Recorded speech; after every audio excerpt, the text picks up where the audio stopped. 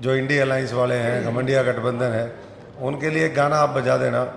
क्या मिली है ऐसे लोगों के से जिनकी सूरत छुपी रहे, नकली चेहरा सामने आए, असली सूरत छुपी रहे। अब एक गाना और भी चल रहा है जिसपे आपकी फ़ोटो लगाई जा रही है कि यार मेरा तितलियां वर्गा कदे स्कूलते कदे स्कूलते, ये भी गाना चल रहा है। चुनाव आयोग कहता है कि ये चीज़ें जो है चुनाव में नहीं प्रचारित करनी होती है, लेकिन उसके बावजूद भी आप कह रहे हो कि भगवान राम के चरणों में जाके अर्पित होगा वो वोट।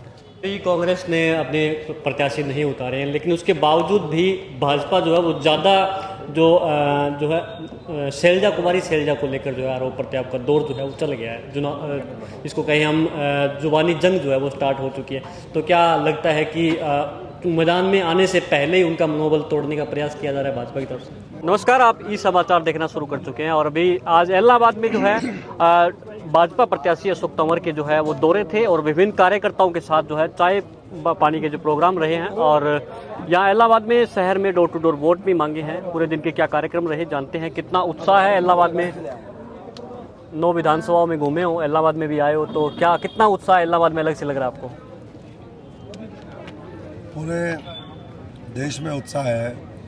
लोकतंत्र के इस उत्सव में हर भारतवासी अपना योगदान देना चाहता है और मैं समझता हूँ कि अभी तो पिछले 40-45 दिन से भारतीय जनता पार्टी मैदान में और तो कोई मैदान में आया ही नहीं है।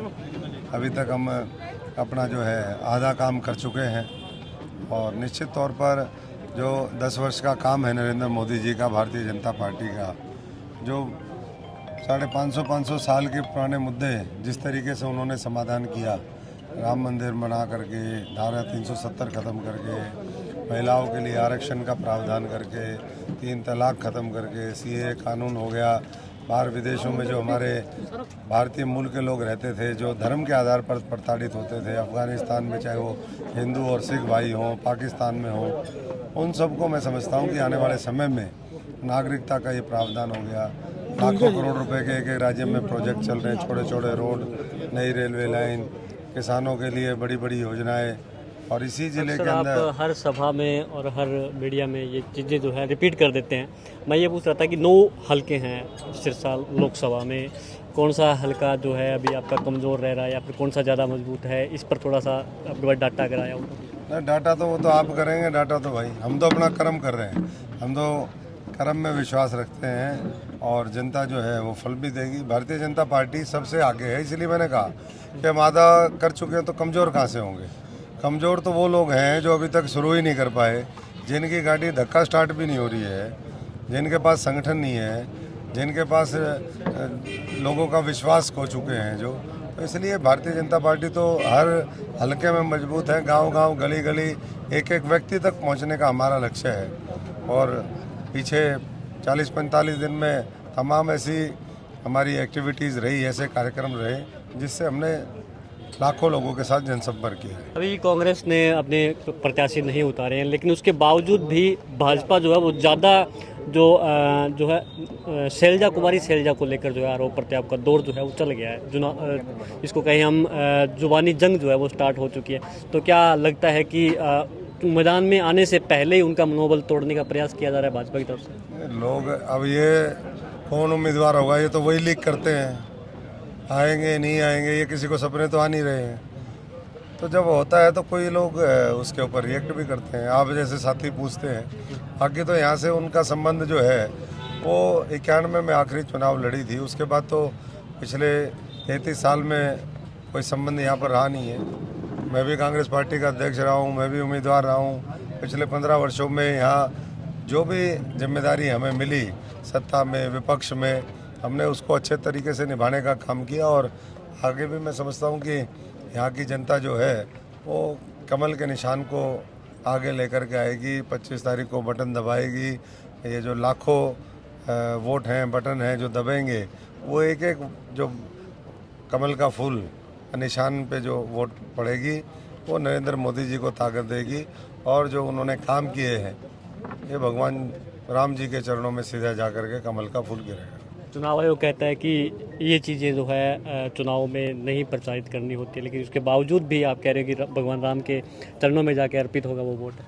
मैं भगवान राम का मंदिर बना है और चर्चाएं हुई है, तो उसको तो पूरा देश बोल रहा है। तो इसमें तो मुझे नहीं लगता कि हाँ, धर्म का गलत इस्तेमाल नहीं करना चाहिए। कोई हिंसा भड़काने के लिए कोई नहीं कर रहा है। यहाँ तो प्यार प्रेम राम राज्य की कल्पना करते हैं, उसकी बात करते हैं, तो ये तो अच्छी बात है कि भाई सबको समान दृष्टि से लेकर के पूरा देश आगे बढ़े। तो इसमें तो मुझे नहीं लगता कि कोई गलत बात है। तो सब लोग अपना अपना काम करने में लगे हुए हैं और लोग मन बना चुके हैं कि बड़े बहुमत के साथ इस बार हमें फिर दोबारा हरियाणा की 10 की 10 सीटें वो जितानी है। और जो इंजन दिल्ली में काम कर रहा है, जो इंजन हरियाणा में काम कर रहा है आज नायब जी और मनोहर लाल जी के नेतृत्व में, उधर मोदी जी के नेतृत्व में, वैसे ही जो है हमें इंजन पे इंजन जोड़ करके और बहुत तेज़ी के साथ अपने देश को आगे लेकर के जाना है। तो साहब कहीं ना कहीं कई जगह पर, थोड़ी जगह पर जो है विरोध का सामना करना पड़ा, तो आपने किसी को ये बताया नहीं कि मैं आपके बीच में से ही निकला हूँ, मैं आपके साथ रहा हूँ, जितने भी संघर्ष हुए हैं, सरकार के खिलाफ लड़ाइयाँ लड़ी है, तो किसी को कहा नहीं कि आपके साथ का ही बंदा हूँ मैं? नहीं, सबको पता है, सबको पता है, पर ऐसे में जो है कुछ लोगों का आड़ लेकर के, सहारा लेकर के, जो लोग जनता ने बार बार जिनको रिजेक्ट करने का काम किया, वो सोचते हैं कि भाई कुछ दाल ही गल जाए। तो मुझे नहीं लगता कि इस तरीके से कुछ होने वाला है। वो जा कर के लोगों के बीच में काम करें। केवल वोट मांगने आएगी अभी कांग्रेस पार्टी और उनके वो, उनसे पूछो कि भाई कभी जनता के बीच में कोई आज तक सघन कोई मास कांटेक्ट प्रोग्राम शुरू किया?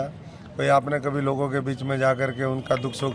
भारतीय जनता पार्टी है जो गांव में जाती है, गांव में उनके कार्यकर्ताओं नेताओं का प्रयास होता है लगातार उनके जो हालात हैं उसको कैसे बेहतर करें, उसके लिए योजनाएं बनती हैं, उनके लिए टॉयलेट बनते हैं, उनके लिए अस्पताल बनते हैं, उनके लिए शिक्षा की अच्छी व्यवस्था होती है, उनके जो सामाजिक और धार्मिक जो कार्यकलाप हैं उनके बारे में चिंतित रहते हैं।